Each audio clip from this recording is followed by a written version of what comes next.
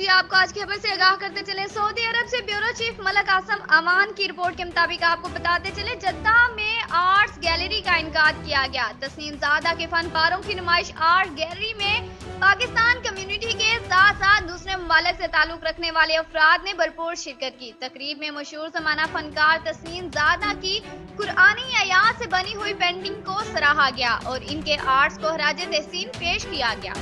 याद रहे कि तस्नीम ज़ादा पाकिस्तानी नज़ाद आर्ट्स हैं और जद्दा में परवरिश पाई है। उन्होंने अपना तालीमी सफर अपनी आला तालीम फाइन आर्ट्स के मजमून को चुन के किया। उन्होंने पेंटिंग को अपना शौक बना लिया और सऊदी फाइन आर्ट्स मरकज में दाखिला ले लिया।